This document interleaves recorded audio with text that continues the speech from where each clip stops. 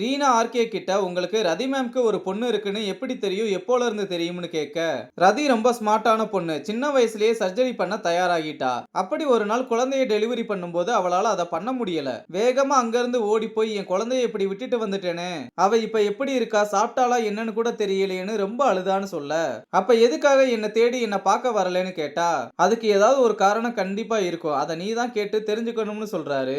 இங்க தேஜு ஒரு பேஷண்ட பாத்துக்கிட்டு இருக்க. அவங்கள பாக்குறதுக்கே ரொம்ப பயபக்தியா இருக்காங்க.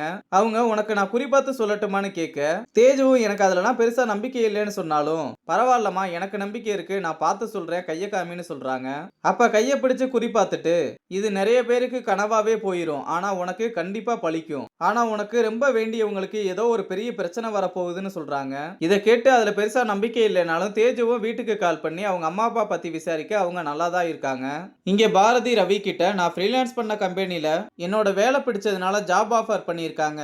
இந்த கம்பெனிக்கு யூஎஸ்லயும் ஒரு பிரான்ச் இருக்கான். இங்க ஒரு ப்ராஜெக்ட் பண்ண சொல்லியிருக்காங்க. அதுல நல்லா பர்ஃபார்ம் பண்ணிட்டா யூஎஸ்ல இருக்க கம்பெனில ஜாயின் பண்ணிக்க சொல்லிட்டாங்கன்னு சொல்றா.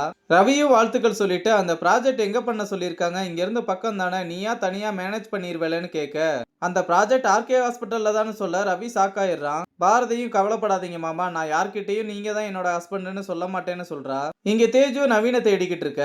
அப்ப அருணா காலையில தான் இஆர்ல பார்த்தேன், இங்க தான் எங்கேயாவது இருப்பான்னு சொல்ல, தேஜுவும் அவனை பார்த்தா எனக்கு ஒரு டெக்ஸ்ட் மட்டும் பண்ணுங்கன்னு சொல்லிட்டு போறா. இங்க அர்ஜுன் ஆர்கே கிட்ட இத்தனை நாளா அம்மா இறந்ததுக்கு நீங்க தான் காரணம்னு நினைச்சு உங்களை ரொம்ப கஷ்டப்படுத்தி இருக்கேன்னு சாரி கேட்க, அதெல்லாம் இல்லப்பா, உங்க அம்மா இறந்ததுக்கு நானும் ஒரு காரணம் தான். அவ ஒரு மாதிரியா பேசும்போது என்ன ஏதுன்னு கேட்டு நான் தெரிஞ்சிருந்திருக்கணும், அது ஏன் தப்பு தான். இன்னும் அந்த குற்ற உணர்ச்சி என்ன கொன்னுகிட்டு இருக்கு, அதுக்கு தண்டனையா தான் நீ என்கிட்ட பேசாம இருக்கதை இத்தனை வருஷமா நான் நினைச்சுக்கிட்டு இருந்தேன். நீ இப்ப என்கிட்ட பேசினதே எனக்கு போதும்னு சொல்ல ரெண்டு பேருமே மாறி மாறி அழுகுறாங்க.